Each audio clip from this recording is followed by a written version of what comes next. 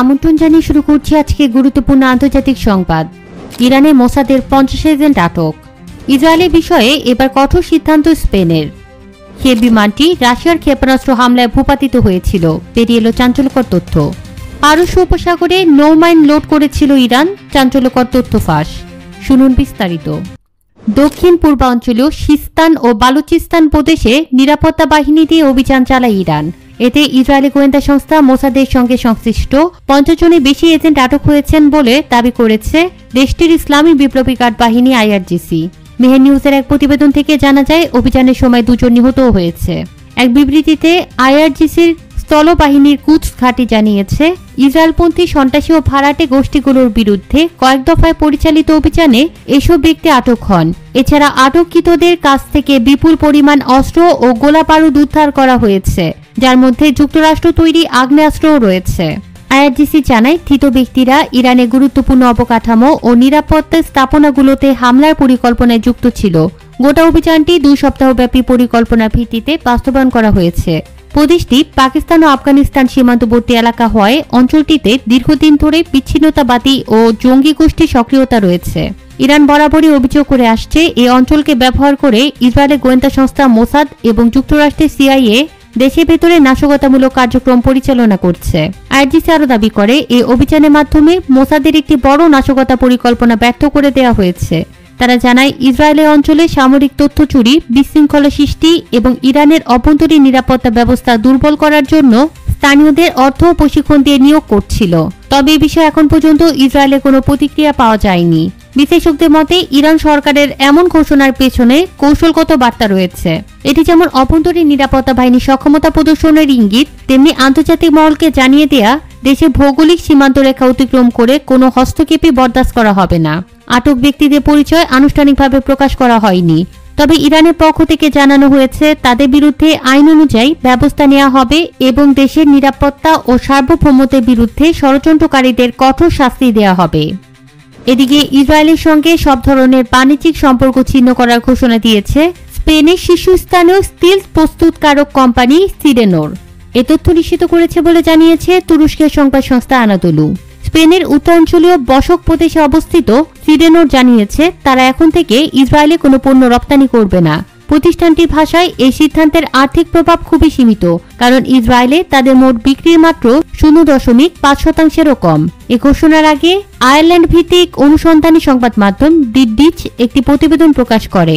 গত আগস্ট থেকে চলতি বছরের মে মাস পর্যন্ত ইসরায়েলি রাষ্ট্রায়ত্ত অস্ত্র প্রস্তুতকারী সংস্থা আইএমআই সিস্টেমে সিডেনোর প্রায় 1260 টন স্টিল রপ্তানি করেছে। স্পেনে ভোক্তা বিষয়ক মন্ত্রী পাবলো বুস্তিন 2 সামাজিক মাধ্যম ব্লু স্কাইতে দেয়া এক পোস্টে লেখেন, সিডেনোর জনমতের চাপে মাথা নত করেছে। তিনি আরো জানান তিনি এখন স্পেনে ব্যবসায়ী সংগঠন সিইও এর অবস্থান জানার অপেক্ষায় আছেন। উল্লেখ্য, স্পেন সরকার এরই মধ্যে দেশটির সব কোম্পানিকে ইসরায়েলি দখলদারিত্ব, বর্ণবিভেদ ও ফিলিস্তিনিদের বিরুদ্ধে গণহত্যার সঙ্গে জড়িত সব রকম সম্পর্ক ছিন্ন করার আহ্বান জানিয়েছে। গাজায় ইসরায়েলি সামরিক অভিযানের পরিপ্রেক্ষিতে স্পেন সরকার ইসরায়েলের সঙ্গে অস্ত্র বাণিজ্য স্থগিত করেছে বলেও দাবি করা হয়। তবে কিছু সংবাদ মাধ্যম জানিয়েছে এখনো কিছু অস্ত্র চুক্তি কার্যকর রয়েছে। ইউরোপের দেশগুলোর মধ্যে ইসরায়েলের আগ্রাসনের সবচেয়ে সরব সমালোচক হিসেবে উঠে এসেছে স্পেন। গাজায় ইসরায়েলি হামলায় এখন পর্যন্ত 56,600-র বেশি মানুষ নিহত হয়েছেন এবং লাখ লাখ মানুষ অনাহারের ঝুঁকিতে রয়েছেন। গত বছর স্পেন সরকার ফিলিস্তিনকে রাষ্ট্র হিসেবে স্বীকৃতি দেওয়ার প্রক্রিয়া শুরু করে। এছাড়া সম্প্রতি স্পেনের প্রধানমন্ত্রী পেড্রো সানচেজ ইউরোপিয়ান ইউনিয়নের কঠোর সমালোচনা করে বলেন, ইসরায়েলে মানবাধিকার লঙ্ঘনের বিষয়ে কার্যকর পদক্ষেপ নিতে ব্যর্থ হয়েছে ইউরোপ। তার মতে ইউরোপিয়ান ইউনিয়ন ইসরায়েলের সঙ্গে বাণিজ্য চুক্তি বজায় রেখে দ্বৈত নীতি অনুসরণ করছে। এদিকে রাশিয়ার ক্ষেপণাস্ত্র হামলায় ভূপাতিত হয়েছিল আজারবাইজান এয়ারলাইন্সের ফ্লাইট 8243। আজারবাইজানের একটি সংবাদ মাধ্যমে প্রকাশিত নতুন অডিও রেকর্ডিং এবং চিঠির ভিত্তিতে এ দাবি করা হচ্ছে। 2024 সালের 25শে ডিসেম্বর আজারবাইজান এয়ারলাইন্সের ফ্লাইট 8243 দুর্ঘটনায় পড়ে। তখনও এর সঙ্গে রাশিয়ার সামরিক বাহিনী জড়িত ছিল বলে অভিযোগ ওঠে, তবে সেটি প্রমাণ করা সম্ভব হয়নি। আজারবাইজানের সংবাদ মাধ্যম মিনফাল দাবি করেছে তারা একটি বেনামি চিঠি পেয়েছে, যাতে সাক্ষ্য, অডিও ক্লিপ এবং প্রযুক্তিগত বিবরণ রয়েছে। তৎকালীন ব্যবহৃত যোগাযোগ সরঞ্জামের প্রযুক্তিগত ত্রুটিও এতে ধরা পড়েছে। মিনফালে প্রকাশিত চিঠিতে বলা হয়েছে, রাশিয়ান আকাশ প্রতিরক্ষা কর্মকর্তা ক্যাপ্টেন দিমিত্রি সের্গেইভিচ পালাদিচুক রুশ প্রতিরক্ষা মন্ত্রণালয়ের সরাসরি নির্দেশে কাজ করছিলেন। তিনি ক্ষেপণাস্ত্র হামলার অনুমোদন দিয়েছিলেন। ক্যাপ্টেন পালাদিচুক 24 থেকে 25 ডিসেম্বর পর্যন্ত গ্রোজনির কাছে কর্মরত ছিলেন।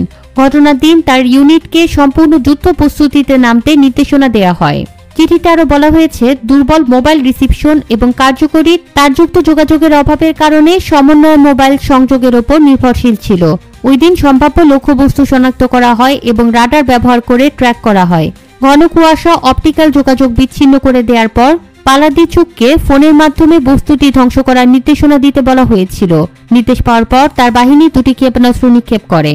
চিঠি অনুসারে উভয় ক্ষেপণাস্ত্র উৎক্ষেপণের সময় লক্ষ্যবস্তুর স্থানাঙ্ক, গতি এবং দিক নির্দেশনা লিখিত ব্যাখ্যায় বিস্তারিতভাবে প্রদান করা হয়েছিল। প্রথম ক্ষেপণাস্ত্রটি লক্ষ্যভ্রষ্ট হয়েছিল বলে জানা গেছে। দ্বিতীয়টি বিমানটিকে আঘাত করার জন্য যথেষ্ট কাছে বিস্ফোরিত হয়, তবু বিমানটি তাৎক্ষণিক ভূপাতিত হয়নি। মিনফাল আরও দাবি করেছে, তারা 3টি ভয়েস বার্তা পর্যালোচনা করেছেন।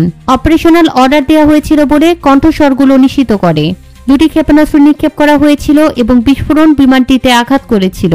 আউটলেটটি একটি অডিও রেকর্ডিং প্রকাশ করেছে, যেখানে রাশিয়ান ভাষায় একটি কণ্ঠস্বর সামরিক নির্দেশনা দেয়। ওই ভয়েসে ক্ষেপণাস্ত্র নিক্ষেপের নির্দেশনা দেওয়া হয়। তারপরে একটি গুলি চালানোর শব্দ শোনা গেছে বলে মনে হয়। একই কণ্ঠস্বর লক্ষ্য মিস হয়েছে বলে চিৎকার করে এবং আরেকটি ক্ষেপণাস্ত্র নিক্ষেপের নির্দেশনা দেয়। ট্র্যাজেডির দিন আজারবাইজানি সরকারি সূত্র ইউরো নিউজকে জানিয়েছে, রাশিয়ান ভূমি থেকে আকাশে ক্ষেপণাস্ত্র নিক্ষেপ করা হয়েছিল। ক্ষেপণাস্ত্রটি মাঝ আকাশে বিমানের পাশে বিস্ফোরিত হয়, ফলে এতে ওরা অক্ষম করে তোলে।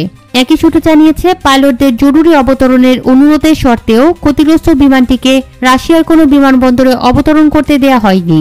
এটিকে কাস্পিয়ান সাগর পেরিয়ে কাজাকিস্তানের আক্তাউয়ের দিকে উঠতে নির্দেশনা দেয়া হয়। সেখানে জরুরি অবতরণের চেষ্টা করার সময় বিমানটি বিধ্বস্ত হয়। ওই ঘটনায় 38 জন নিহত এবং 29 জন আহত হন। ইউরো নিউজ স্বাধীনভাবে আজারবাইজানের সংবাদ মাধ্যমের প্রতিবেদনের দাবি সত্যতা যাচাই করতে পারেনি। এদিকে পারস্য উপসাগরে জাহাজে নৌমাইন লোড করছিল ইরানি সেনাবাহিনী। গত মাসে সংঘাত চলাকালে এই পদক্ষেপের ফলে ওয়াশিংটনে উদ্বেগ আরও বেড়ে যায়।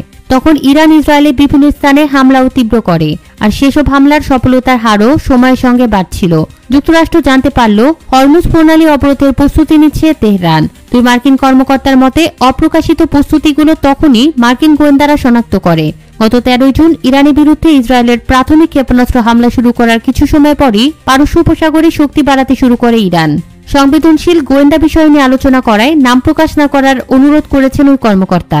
রয়টার্সকে তিনি জানান, মাইনগুলো লোড করা হলেও সেগুলো প্রণালীতে মোতায়েন করা হয়নি। তবু ইঙ্গিত দেয় যে তেহরান সম্ভবত বিশ্বের ব্যস্ততম জাহাজ চলাচলের পথগুলোর মধ্যে একটি প্রতিবন্ধকতা তৈরি করার বিষয়ে কঠোর হতে চেয়েছিল। এ পদক্ষেপ নিলে চলমান সংঘাত আরও বেড়ে যেত এবং বিশ্ব বাণিজ্যকে মারাত্মকভাবে ব্যাহত করত। বিশ্বব্যাপী তেল ও গ্যাসের প্রায় 1/5 জাহাজ হরমুজ প্রণালী দিয়ে যায় এবং অবরোধের ফলে বিশ্বের জ্বালানির দাম বেড়ে যেত। ইরানের পারমাণবিক স্থাপনাগুলোতে মার্কিন হামলার পর থেকে বিশ্বব্যাপী তেলের দাম 10%-এরও বেশি কমেছে, যার একটি কারণ হলো এই সংঘাত তেল বাণিজ্যে উল্লেখযোগ্য ব্যাঘাত ঘটায়নি।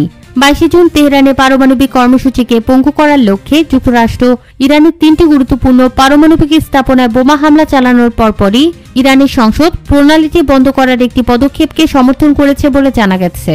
এই সিদ্ধান্ত বাধ্যবাধকতামূলক ছিল না এবং বন্ধের বিষয়ে চূড়ান্ত সিদ্ধান্ত নেওয়ার দায়িত্ব ইরানের সর্বোচ্চ জাতীয় নিরাপত্তা পরিষদের ওপর ছিল।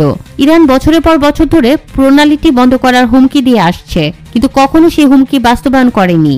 ইসরায়েল ইরান বিমান যুদ্ধের সময় তেহরান কখন মাইনগুলো লোড করেছিল সে তারিখ রয়টার্স সঠিকভাবে জানতে পারেনি। যদি সংঘাত আরও বাড়ত, তবে মূল রাস্তা দিয়ে জাহাজগুলো চলাচল বন্ধ করে দিতে পারত সেসব মাইন। এছাড়া মাইনগুলো সেখান থেকে সরানো হয়েছে কিনা তাও স্পষ্ট নয়। ইরানি জাহাজে মাইন মজুত রাখা হয়েছে বলে যুক্তরাষ্ট্র কিভাবে জেনেছে তা সূত্রগুলো রয়টার্সের কাছে প্রকাশ করেনি। তবে এ ধরনের গোয়েন্দা তথ্য সাধারণত স্যাটেলাইট চিত্র, গোপন মানব উৎস অথবা উভয় পদ্ধতির সংমিশ্রণের মাধ্যমে সংগ্রহ করা হয়ে থাকে।